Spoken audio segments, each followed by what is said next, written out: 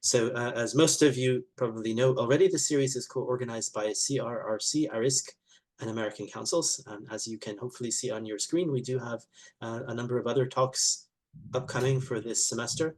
We also have quite a number of open weeks, open Wednesdays. So if you are a researcher and might be interested in presenting your work this semester or an upcoming semester in the Works in Progress series, please do let us know. We are continuing, as you can see, in the virtual and also hybrid format in Tbilisi or online. So if you are in Tbilisi or would be interested to present online, let us know. But also say that generally speaking, we are holding to the Chatham House rule, which is nothing said here should be cited in the press without the permission of the speaker, and also emphasize, as we usually do, that the views expressed here are those of the speaker and might not represent those of the organizations organizing the series. With all of that said, it is my great pleasure to welcome tonight one of our frequent presenters of the Works in Progress series going back many years, Professor Kevin Tuite from the University of Montreal, who, as we were just discussing, also presented at the in honor of the 5th year of the Works in Progress, I guess now 10 years ago. So it is my great pleasure to welcome Kevin back to the Works in Progress series. And without further ado, I will hand over the screen to Kevin. Okay, so great. So I hope you all see the first slide. And well, to begin, just good morning to those of you joining us in North America. Good afternoon to those in Tbilisi or elsewhere in Europe. And thank you for being here to hear me yet another time in this Work in Progress series. This is a bit different from some of the other talks, which were primarily based on ethnography that I've been doing. And in fact, it's kind of a bit of might say a sideshow of a sideshow. It goes back to my longstanding interest in folk religion in Georgia, and as a component of that, the cult of St. George in vernacular religion, which is he being a very central figure, essentially the principal male supernatural figure in many parts of the Caucasus. And which led me some years ago to start looking at the, you might say, institutional cult of St. George, looking at representations of St. George in Orthodoxy, Orthodox Christianity, especially in Georgia, which led me to sort of look at the, let's see, how do I advance the slides here? Okay, there's the thing. The narratives concerning St. George of Cappadocia, that is the St. George most of us know, it's the earliest ones, which go back to the 5th century. In fact, within a century of when he would have lived, he supposedly was martyred at the under Diocletian in the early 4th century. They tend to focus on his martyrdom, and they tend to be extremely, it's almost like I might call it martyrdom porn. They're extremely detailed, and the poor guy seems to have been tortured in every imaginable way known to the 5th century 5th century Christians, including no less than 3 incidents where he actually died of the torture, and then Jesus resuscitated him to be tortured some more. I mean, it's also a bit, there's a bit of S&M in these stories as well. And so, which has led to, as well, to a particular type of iconography that showing the various tortures to which, torments to which he was exposed. And so the focus was primarily on St. George as kind of you might say, a marathon or decathlete of martyrdom, given the fact that he persisted and kept coming back for more.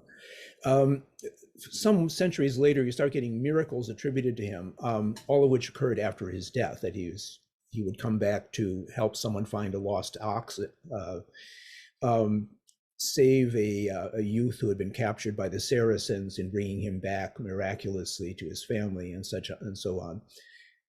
And then by the 11th century, 2 miracles are mentioned which St. George performed during his life, of which the most famous is the miracle involving a princess and a dragon, the one we're going to talk about today, followed immediately by another one, somewhat less dramatic, in which he defeats a demon who has a humble appearance, but who turns out actually to be second in command to Satan himself. And St. George immobilizes him with the sign of the cross and then throws him back into hell. So basically what we're going to look at is the story of St. George, the Princess and the Dragon, which will be abbreviated on the slides by PDM, Princess Dragon Miracle.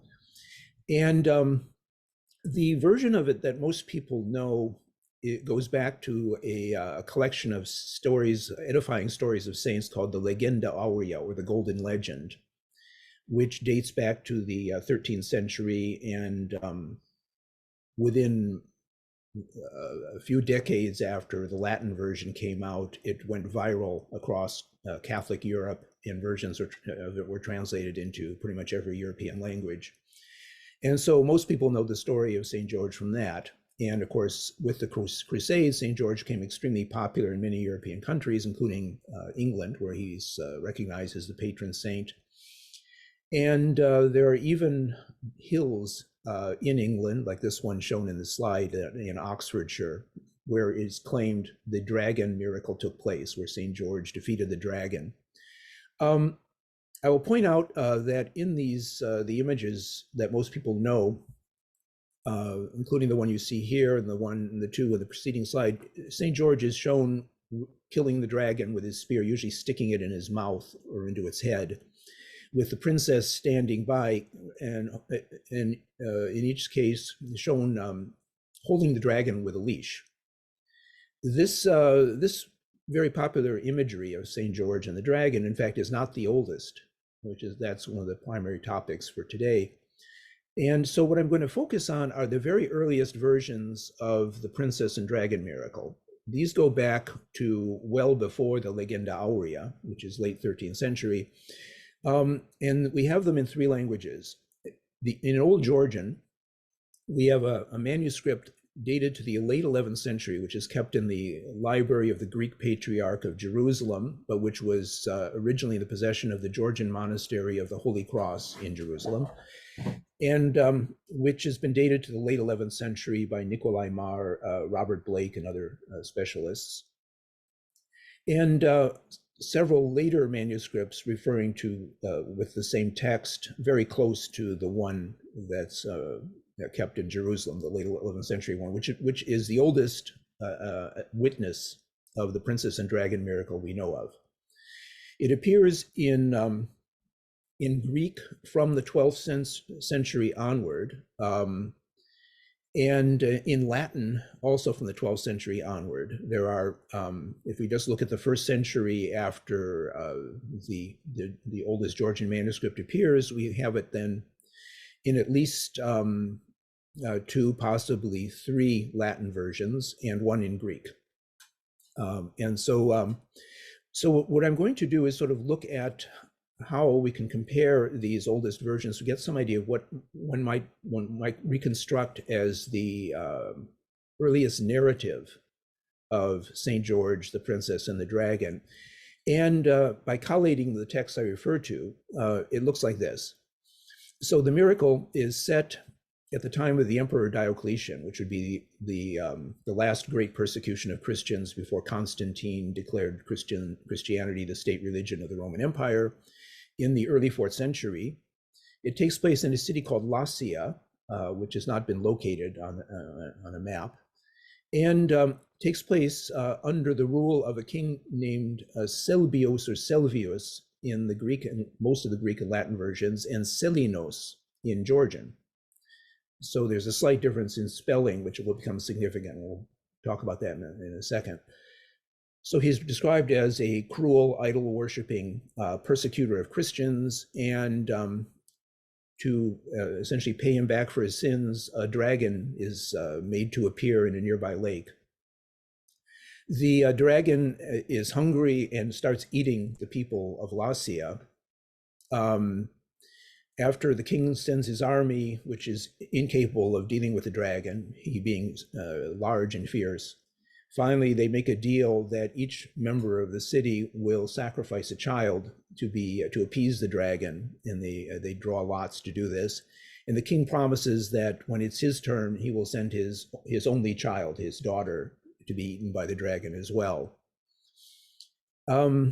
So the people of Lassia begin sending their children as sacrifices. Finally, it's the king's turn, And first of all, he begs to be excused from sacrificing his daughter, offers all of his kingdom and all of his wealth if he could only keep his daughter. The people of Lacia refuse. The daughter is sent off to the lake. And it is at just this moment that St. George appears on the scene. He stops by the lake to water his horse, sees a crying princess, asks what's going on. They have a dialogue where she tells him, run away, run away. I'm going to be eaten by a dragon. There's no reason for you to die as well. And George says, no, I will, if necessary, die with you. I will not leave you. And then he prays to God for the force to perform a miracle.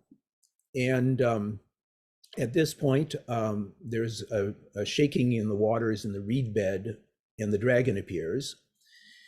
St. George rushes toward the dragon, but instead of drawing his weapon, he makes the sign of the cross. And the dragon is subdued, drops obediently at his feet.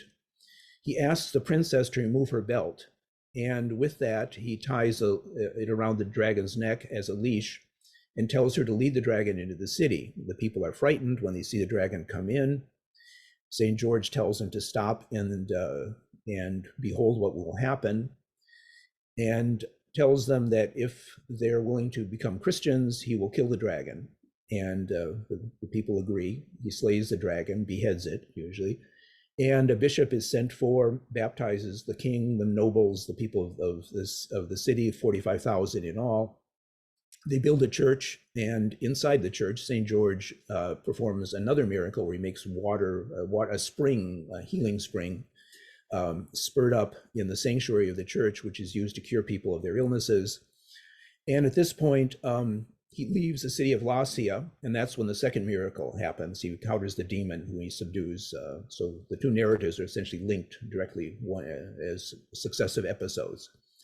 Okay, so this in brief is the oldest story of St. George. As I highlighted, the defeat of the dragon is performed by the sign of the cross, and not by St. George stabbing it, as is shown in those images we saw previously. And he's only killed afterward. I mean, he only kills the dragon afterwards, after the people have accepted to be baptized, and then he beheads the dragon, rather anticlimactically. So what I'm going to focus now, here's where we kind of go a bit philological, because it's a question of looking at features that from which there is a divergence among the textual witnesses of the princess and dragon miracle, which are diagnostic. That is, they can be used to reconstruct something like a tree diagram or a cladogram, which can be used to sort of develop some notion of the older variants compared to newer innovations, which can be used to get some idea of what the urtext, the oldest version, would have looked like. And so I've located a certain number of textual divergences, which in my view are diagnostic of the history of the text. The first concerns the name of the king. As I mentioned, he's called Selinos in the Georgian versions and Selbios. So you see a substitution of the consonant B for the consonant N in Greek, or beta rather, and Selvius in Latin, which, given that in Byzantine Greek, beta would have been pronounced like a V, that could be simply the representation in Latin, a phonetic representation of the pronunciation of the name in Greek at the time.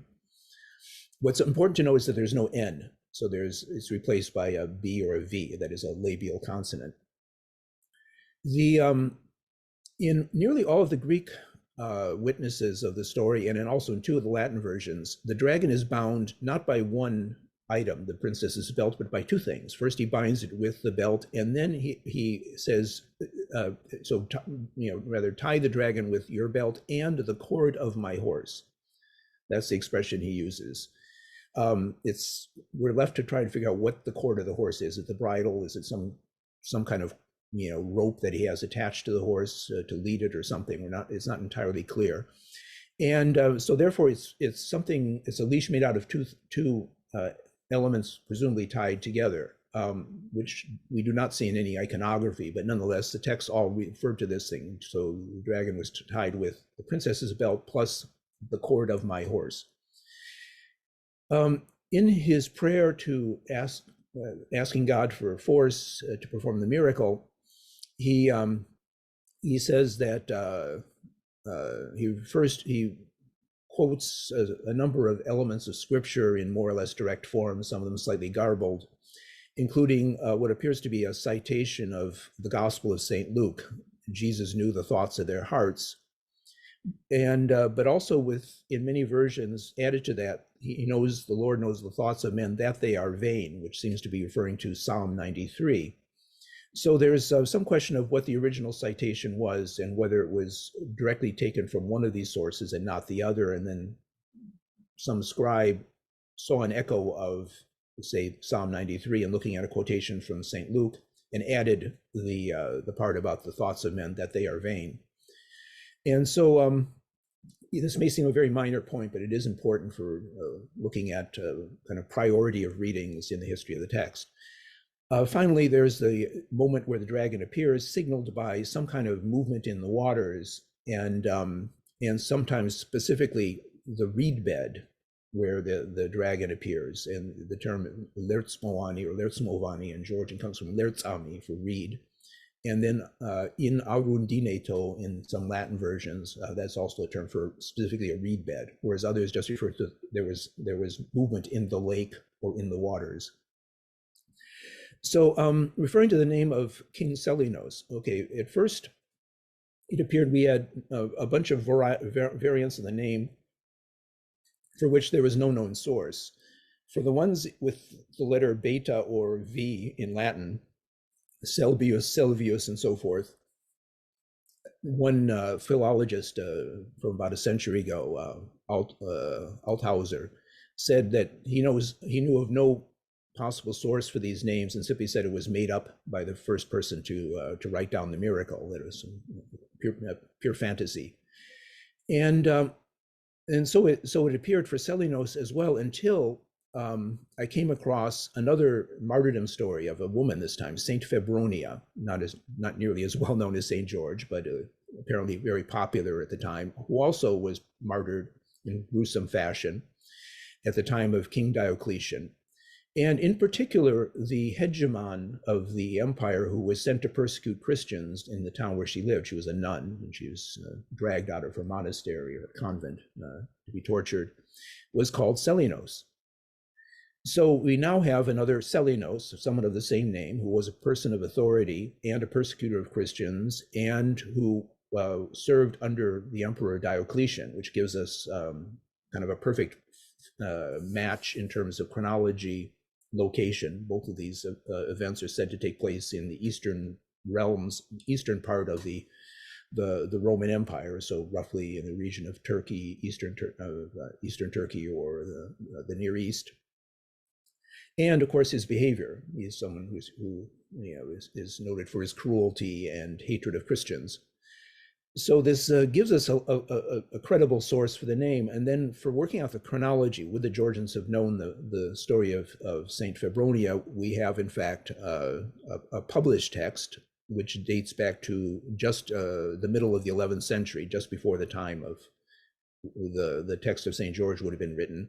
And I've just recently, in the past week or so, been informed by my friend and colleague George Geo and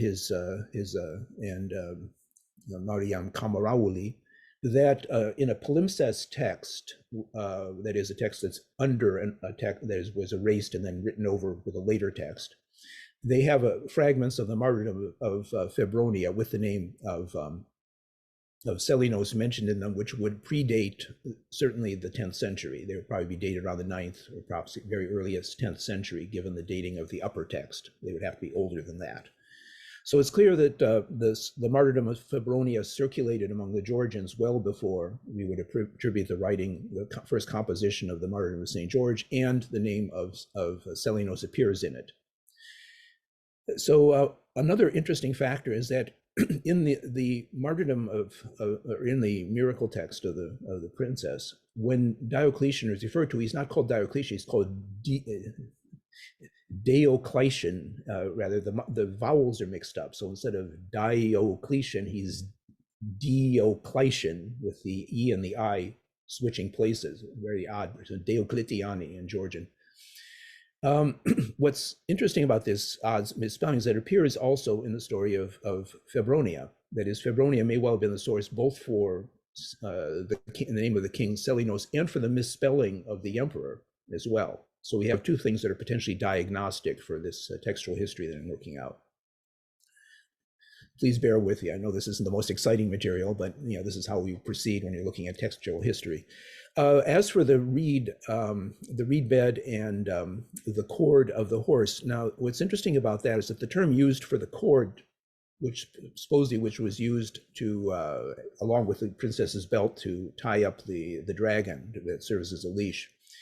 The term for it in Greek is schoinion, which is not the usual term for a rope, but it is used for a rope that is made from reeds. So it looks very much like it's based upon the same root, the schoinos, for rushes or reeds, that is a reed bed. And so the question arises whether this odd artifact, for which there's no motivation, it would seem, and no representation iconographically, would simply have been based by a misunderstanding of the term referring to reed bed, that somebody saw the word, wasn't quite sure what it meant or what it was doing there, and thought and somehow kind of in the process of making successive copies of the story, it was moved down a couple of lines and reinterpreted as a rope made of reeds, which would seem to be an item that could be used to tie up the dragon. And so it would appear to have been sort of an element that was reinterpreted and moved a couple lines further down. Otherwise, it's difficult to explain what it's doing there. And it's also important to note that the Georgian texts and some of the Latin texts do not mention it at all, nor is it shown in any iconography of the miracle. So we have a number of things that, if you tabulate them, point to a special proximity between the Georgian tradition, the Georgian texts being largely identical with tiny amounts of variation, but they cluster much more closely as a group than the Latin or Greek texts do.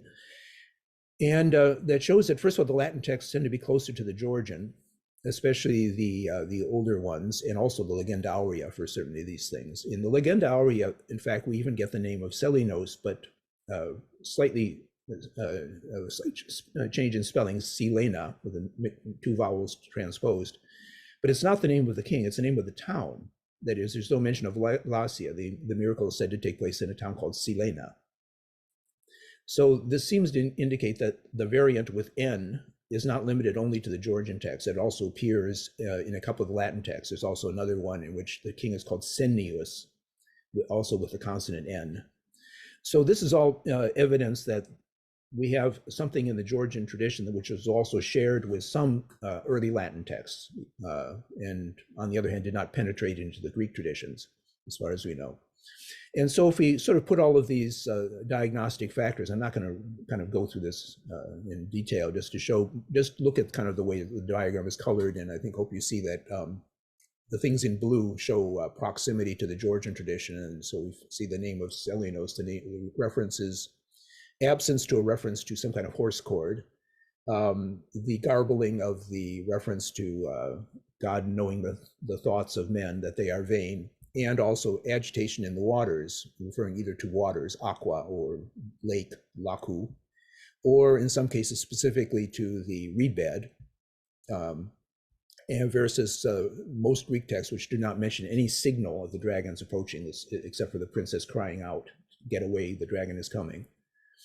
So all of this kind of points to some kind of closeness to the Greek and to the Latin and Georgian traditions. One other factor, and this may seem, again, very minor, but it's very important, I would say, has to do with the speech that St. George makes after the dragon has been led into the city. The people are frightened, they want to run away because they see the princess leading the dragon. They don't know it's been subdued, and they're frightened of it. And he tells them, stand and see, or stand and you will see a miracle, or the God's saving power.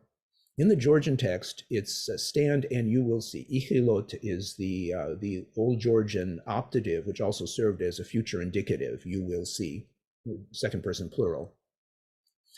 And you find this both in the St. George miracle, the dragon miracle, and in the passage in the book of Exodus. This is Moses speaking to the people of Israel before the Red Sea is parted, allowing them to escape the armies of the Pharaoh, as you may recall. And so you get very much the same passage, nearly identical. In fact, it's clear that the author of the St. George story is quoting the book of Exodus here. And with the same succession of an imperative, degit, stand, you all, plural, da ichilot, and you will see, maskovare by chonisai, the saving power of God. The Latin and Greek texts, almost all of them, have a succession of two imperatives, stand and see.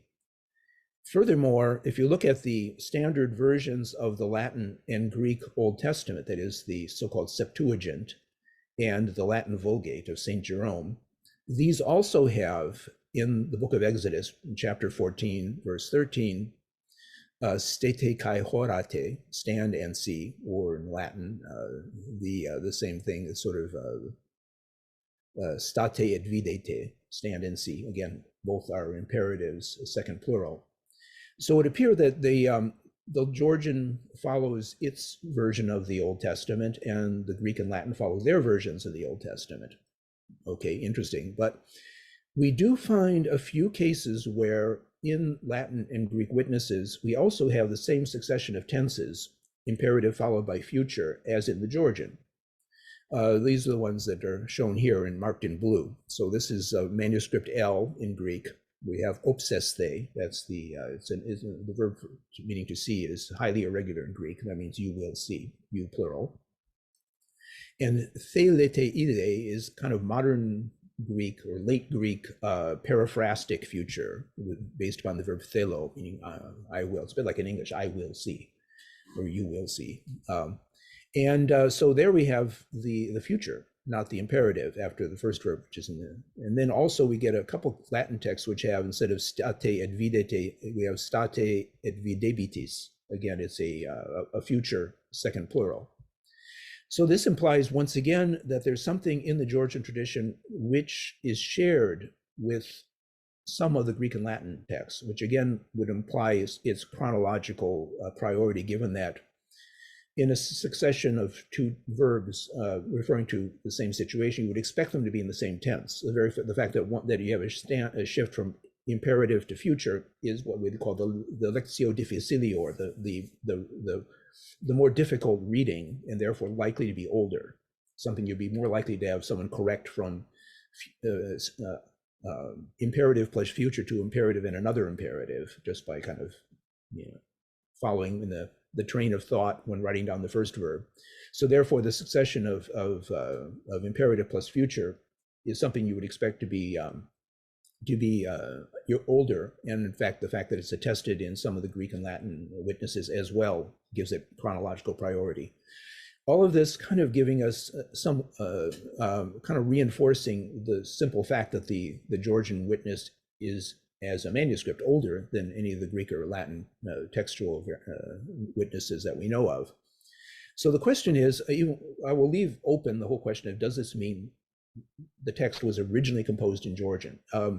This is a likely hypothesis. You might say this is kind of where the data leads us.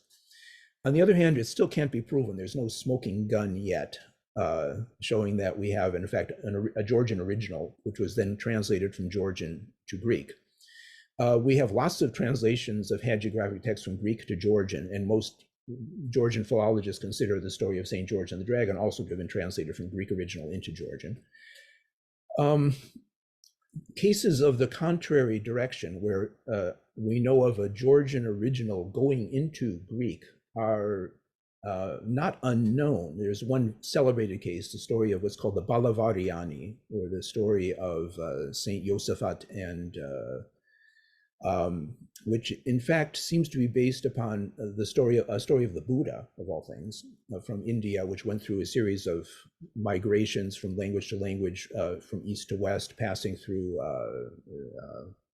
Arabic into Georgian sometime around the 8th or 9th century, and then from Georgian into Greek. So that's one case where textual analysis shows us a Georgian original, well, not original, it was based upon older Arabic texts. going into being translated into Greek, and there's the textual data, the various irregularities and sort of lexical marks that show that this was the direction of transmission.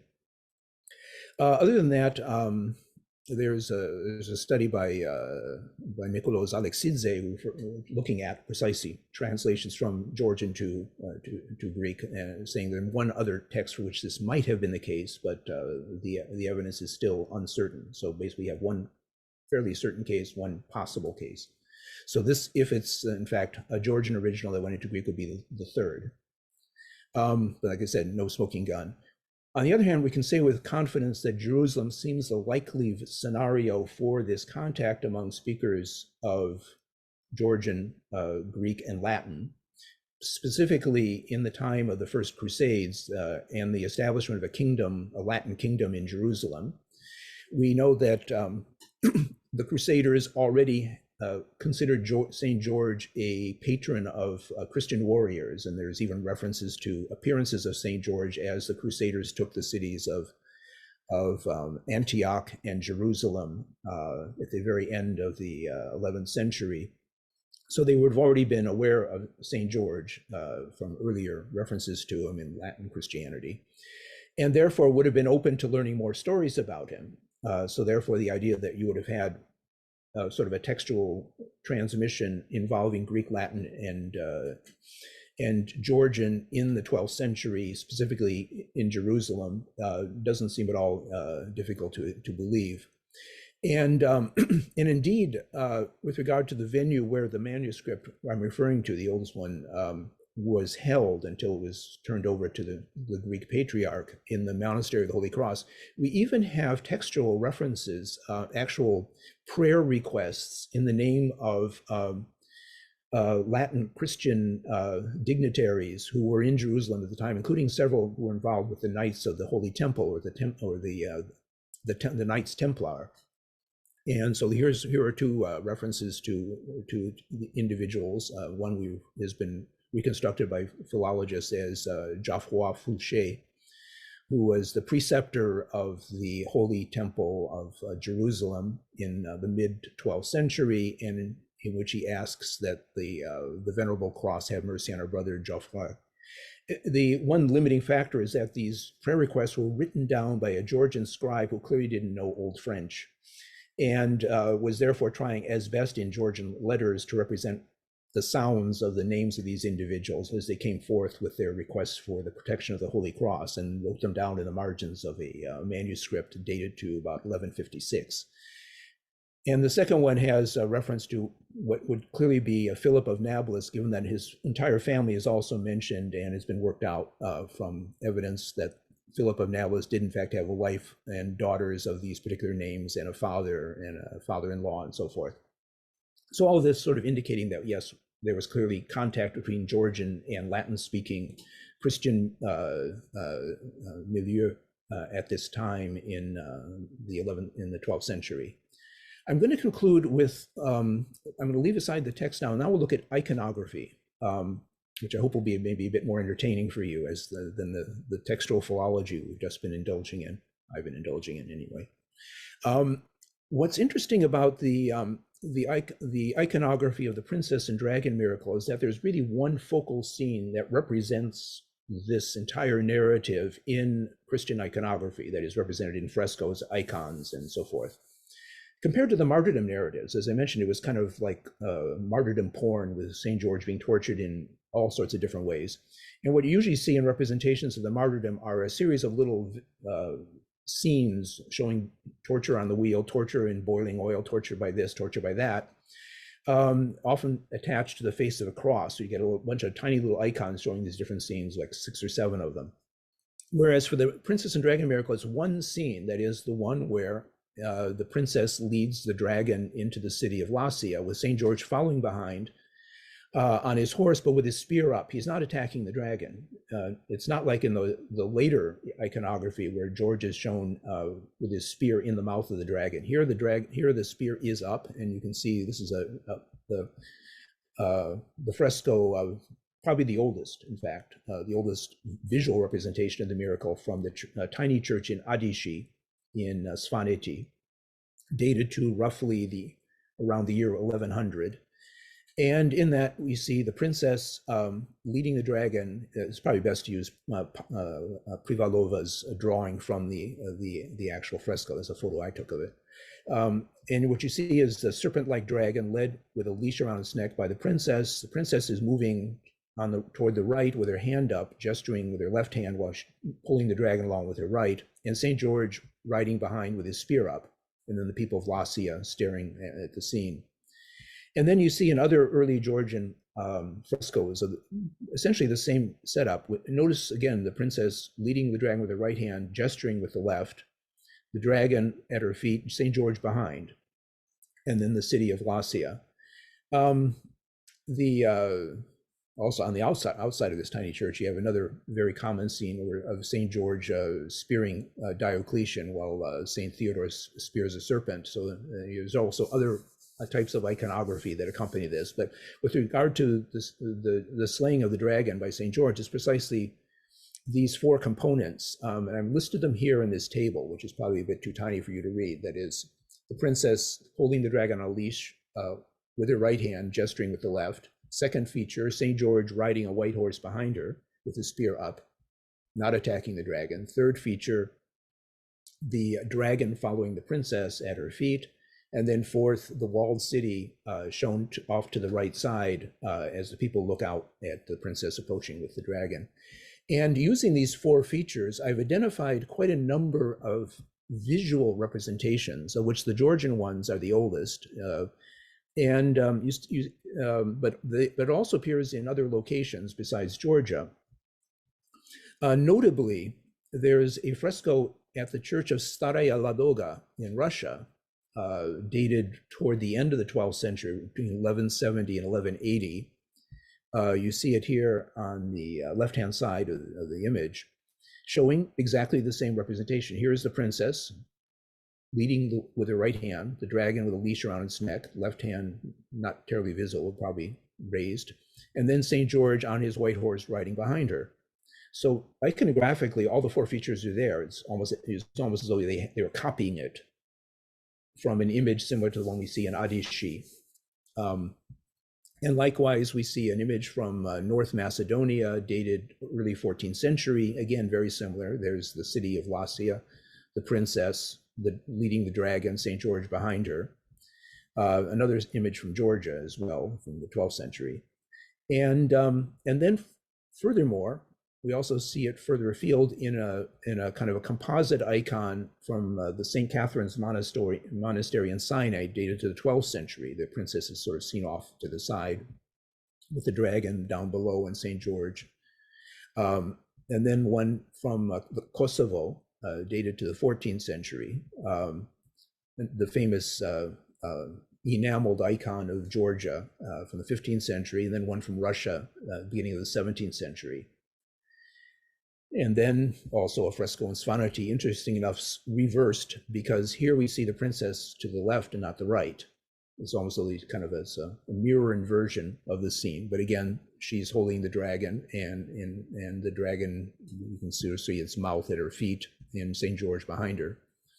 And then also two images from Greece, again, in terms of their composition, very similar to what we saw in Georgia. That is, it appears that there was a canonical visual representation of a particular scene which came to stand for the narrative as a whole. It became sort of separate, the one image that stood for the entire story of St. George, the princess, and the dragon, and it had a standardized form.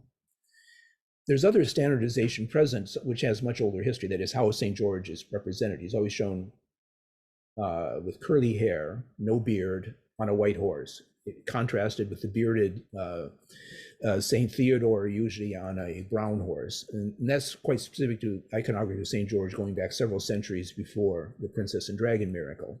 So that's incorporated in this, but what's specific to the miracle is the princess and the use of the dragon and the leash. The dragon itself changes form. He's serpent-like in the oldest versions. Sometime later, he sprouts two front feet. He becomes what Daniel Ogden, a specialist on dragon imagery, calls a wyvern. and then somewhat later sprouts rear feet as well and becomes a four-footed kind of salamander-like or crocodile-like critter. And sometimes he has horns and a beard and other things that make him look monstrous.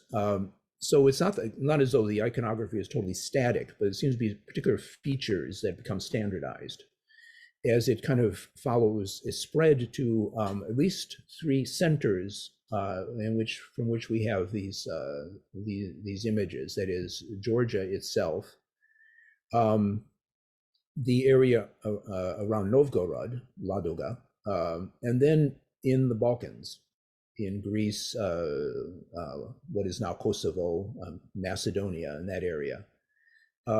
And all of this happening in the period between the roughly the year 1100 and the 14th, 15th century. That's pretty much it. The only exception I've been able to find is a single image in this kind of, in a sort of bas-relief made out of wood, a very, very lovely looking item from Germany of all places, dated 1510. There's a church dedicated to St. George in Großkmehlen that has on the altar, what's called a Schnitzaltar, an altar made of cut wood. This representation showing a very European-looking knight with all of his heavy armor, seated on a horse, decorated as they would have been for a joust in medieval Europe, and a very fashionably dressed princess prancing along, taking her dragon for a walk as though it was her favorite Great Dane or something, and entering the city of Lassia. So it shows exactly the imagery that we saw in these other representations. That is, St. George is not attacking the dragon; he's following the princess. The princess is leading it on the around its neck. So this is kind of an odd case because it's pretty much isolated in Western Europe. Everywhere else in Western Europe, it's the Legenda Aurea imagery in which St. George spears a dragon in the mouth that dominates. And so how this image made it to all the way from somewhere in the Balkans to Großkmehlen is a fascinating question, which I'll leave to the art historians. So I'll end by asking St. George to protect you all, Jgarago Jashidich, as the Swans would say, and also thank all of the people from the Société des Bollandistes, also the people at the Institut de Recherche et d'Histoire des Textes in Paris, who really helped me look at some of these Greek manuscripts and interpret them, and various other philologists and friends who helped me out with this, and including Nestan Chikladze from the Institute of Manuscripts in Tbilisi. And so thank you very much for your attention. I think I've gone a bit over my allotted time, so please accept my apologies for that, and I hope there's time for questions. I'll hand it back to Tim.